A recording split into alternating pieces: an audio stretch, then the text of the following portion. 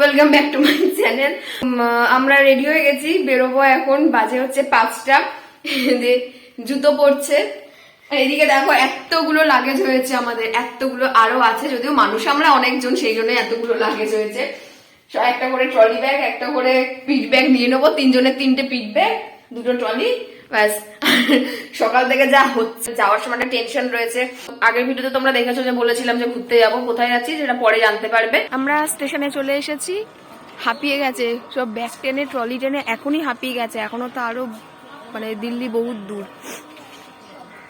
বাবা এই ট্রেনেই যাবো, বাবা ওরাও আসছে, মানে বাবা মা বৌদি সবাই আসছে, গিয়ে আমরা হাওড়াতে মিট করব। চারিদিকে এত কুয়াশা, এত কুয়াশা, তো দেখো আমাদের কিন্তু গরম লেগে গেছে, সত্যি আমারও লাগছে গরম, ওই জন্য কানে মাথায় কিছু চাপা দিইনি। সকালবেলা স্নান হয়ে গেছে, তাও কিন্তু কিছু মনে হচ্ছে না যে অত ঠান্ডা। আমরা হাওড়া পৌঁছে গেছি, আর এখানে মা দাদা বৌদি বাবা সবাই অপেক্ষা করছিল, আরও অনেক লোক ছিল। দেখো প্রায় আমরা গিয়েছিলাম তোমার 37 জন। আর এদিকে ট্রেনও দিয়ে দিয়েছে, তাই এখন ট্রেন ধরার জন্য এগিয়ে যাচ্ছি। এই যে ট্রেন দিয়ে দিয়েছে, আমরাও এখানে দাঁড়িয়ে কোথায় যাবো বল? না কোথায় যাবো এখন বলা যাবে না, এটা কোথায় যাবে এখন অব্দি বলবে না, বলেছে আর একটু পরে বলবে কোথায় যাবে। ট্রেন সবে ছাড়লো, এখন আপাতত আমরা হাওড়াকে বাই বাই করছি। এখনো অব্দি সবাই ঠিকঠাক মতন বসার জায়গা পাইনি, দেখো সব বসার জায়গা এখনো ঠিকঠাক হচ্ছে।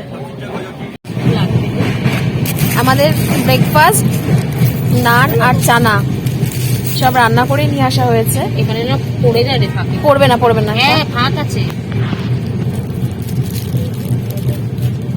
এই কর একটা ফটো, সব রান্না করে নিয়ে আসা হয়েছে, এখন এখানে এনে সব খাওয়া দাওয়া হচ্ছে। ব্রেকফাস্ট কমপ্লিট করে জানলা দিয়ে প্রাকৃতিক দৃশ্য দেখতে দেখতে এগিয়ে চলেছিলাম, যদিও পুরো খাবারটা খেতে পারিনি, কারণ এত মোটা মোটা নানগুলো ছিল, তাও এক একজনকে 4টে করে নান দিয়েছিল। তো একটা প্যাকেটেই আমি আর বোন খেলাম। আর এদিকে তো গ্রাম্য দৃশ্য দেখতে অসাধারণ লাগছিল জানলার ধারে। এই দৃশ্য দেখতে দেখতে মাঝে মাঝে ঘুমিয়েও পড়ছিলাম, যেহেতু ভোরবেলা ওঠা হয়েছিল। লাঞ্চে আছে হচ্ছে মাছের ছোলার ভাত, দুটো করে মাছ, আলু ফুলকপি দিয়ে ঝোল করা হয়েছে। মানে খাবার দাবার সব ঠিকই আছে, ভালোই হয়েছে, কিন্তু আমরাই খেতে পারছি না। দুঃখের বিষয় হচ্ছে এটাই। চলো দেখা যাক কতটা খেতে পারি। সকালবেলা খাবার বেঁচে গেছে, এখনো খাবার বেঁচে যাবে।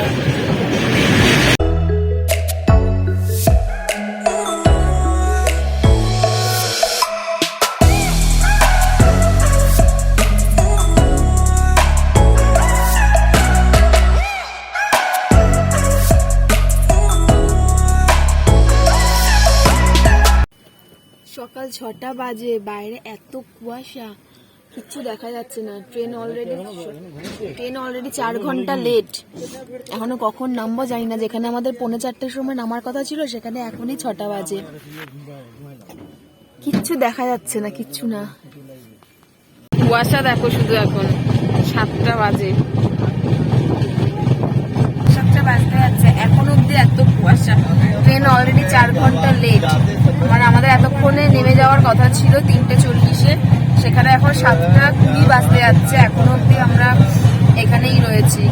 কালকে দুপুরবেলা গরম লাগছিল, এখন ট্রেন চলছিল, এখন প্রচন্ড প্রচন্ড ঠান্ডা লাগছে। কখন যে নামবো কি করবো জানি না। এদিকে তো ট্রেনে অলরেডি, আর ট্রেনে তো এখানে তো ভিড় রয়েছে, মানে মারাত্মক ভিড়। এরকম ভিড় আমি দেখিনি কোনোদিনও, এতদিন ট্রেনে যাতায়াত করছি, এরকম ভিড় আমি দেখিনি। তো চলো এবার স্টেশনে নেমে তারপরে কথা হবে। এই দেখো ট্রেন লেট আছে বলে আর বোরিং লাগছে, কি করা যাবে, সব সাজগোজ চলছে, ওই জন্য এখানে ব্রাশ করে এসে তারপরে এখানে এখন মশলা, যদিও আমিও করেছি, আমারটা হয়ে গেছে, আমারটা তোলা হয়নি। এখানে এখন উনি করছেন। হলো এনে বেবি লিপস,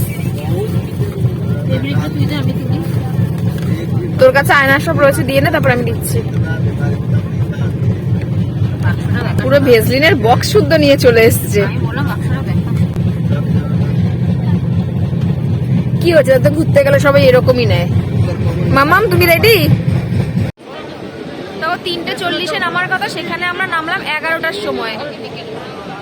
ট্রেনটা আমাদের ছেড়ে বেরিয়ে গেছে, তো আমরা কোথায় যাচ্ছি তার জন্য আরো পরে তোমরা আরো মজার মজার ভিডিও পাবে। তো এই ভিডিও দেখার জন্য কিন্তু অবশ্যই চ্যানেলটাকে ফলো করো।